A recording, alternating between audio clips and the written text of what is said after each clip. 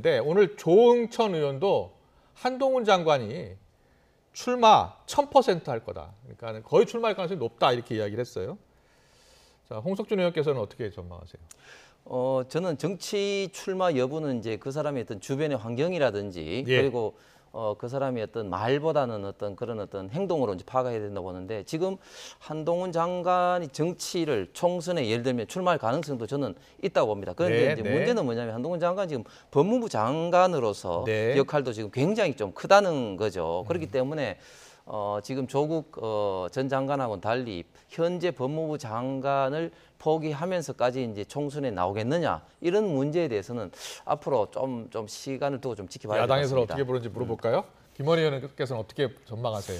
한동훈 장관이 지금 현재 보이는 행태로 보면 변호사 할 수 있겠어요? 예. 망하겠죠. 김종인 전 비대위원장은 그 얘기 하던데요. 네. 예. 그러니까 변호사 선임 누가 하겠어요? 그러면 변호사 개업했다가 망하면 어떡해요? 예. 결국은 저는 정치의 길로 오지 않을까 이렇게 생각하는데. 그렇군요.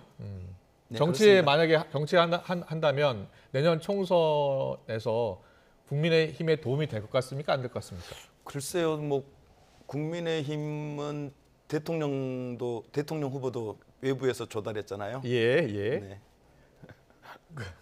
답변 가름하신 겁니까? 네, 그럼 한 번 더 물어볼게요. 조국 전 장관은 어떻게 보세요?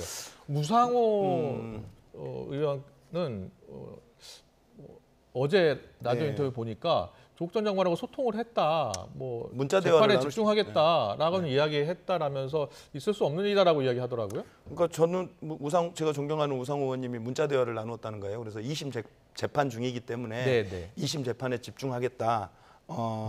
정치에 출마하냐 안 하냐 이런 주제로 대화를 안 나눴으면 좋겠다. 대화를 안 나눴으면 좋겠다면은 뭐 주제로 자기를 받은 건 아니네요. 자기를 주제로 삼지 말아달라 뭐 이런 얘기니까 저는 뭐 그대로 받아들이고요. 어쨌든 조국 전 장관이 본인에게 닥친 불행이야 가족과 본인에게 닥친 불행이야 한없이 안쓰럽죠. 그렇지만 조국 사건이 당시 젊은 청년들에게 미쳤던 영향이라든가 그게 대선 때 미쳤던 영향이라든가 결국은 우리 민주당 당대표들이 계속 사과까지 하지 않았습니까?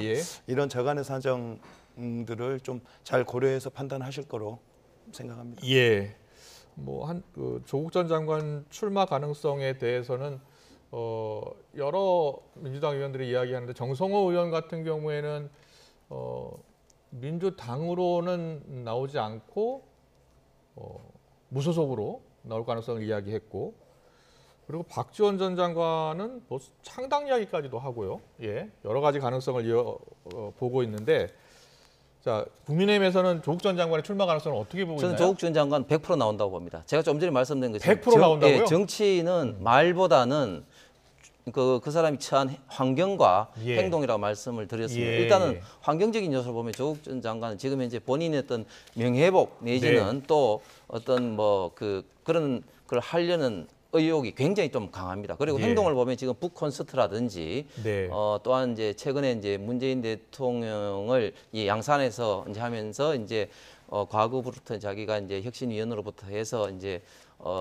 문재인 정부의 적통이다 이런 것을 이제 나타내지 않았습니까? 그런 거 봐서는 제가 볼 때는 총선에 출마할 뜻은 100%가 있는데 그게 이제 결국은 민주당에서 쉽게 받아줄지 또 다른 이제 조국의 어떤 강에 또 빠지기 때문에 그렇기 때문에 이제 창당이라든지 무소속이라든지 이런 어떤 출마의 어떤 형식 이런 문제에 있어서는 어떤 가변성이 많다고 봅니다. 국민의힘에서는 조국 전 장관이 출마하면 내년 총선에서 유리하다고 보고 있는 겁니까? 제가 볼 때는 불리하지는 않을 것 같습니다. 많은 국민들이 아직까지도 조국 전 장관에 대한 내로남불이라든지 이런 어떤 것을 그대로 기억하고 있기 때문에.